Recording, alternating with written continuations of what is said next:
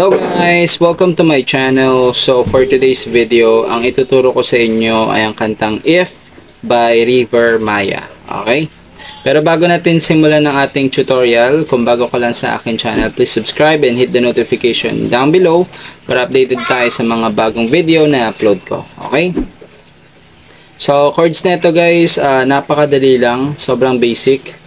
Nga pala guys, bago natin simulan, mga boxes na to, itong boxes na to, ang tawag dyan, fret. So first fret, second fret, third fret, fourth fret, and so on. Ang bilang ng string, first string, second string, third string, fourth string, fifth string, sixth string. Okay?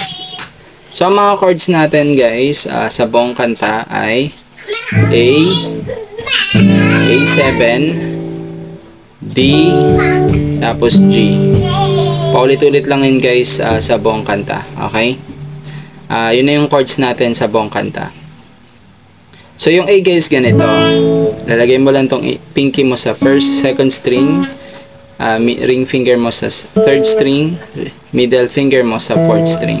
Yan yung A. A7 ganito guys. Ring finger mo dito sa second string. Middle finger mo dito sa fourth string. A7. Tapos D. So, ito dito. Yung middle finger mo sa first string.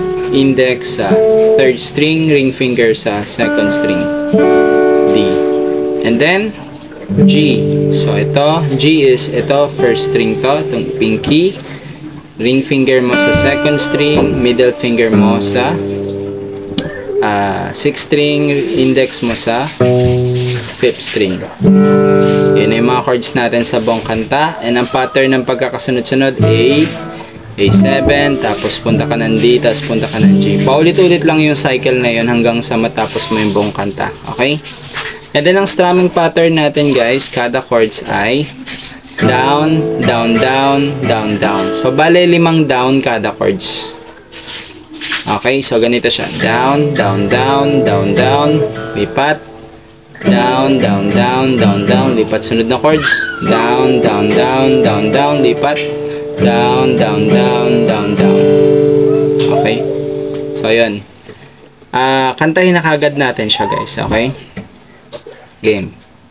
If I could choose to live my life, there'd be no if to say.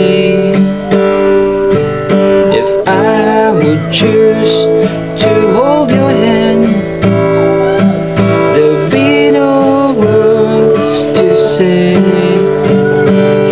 Okay, and then chorus na tayo. Without thought, without pride, live the things that seem to weaken us. Without fear, live your life.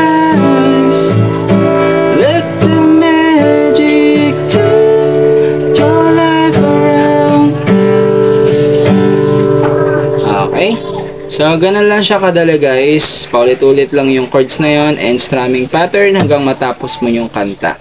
So, sana nagustuhan nyo itong video na to. And kung nagustuhan nyo, please like and share na rin. And comment down below nang gusto nyo matutunang kanta. Baka sakaling magawa natin sa susunod na video ng tutorial. Okay? Yun lang guys. See you guys on my next video upload. Bye!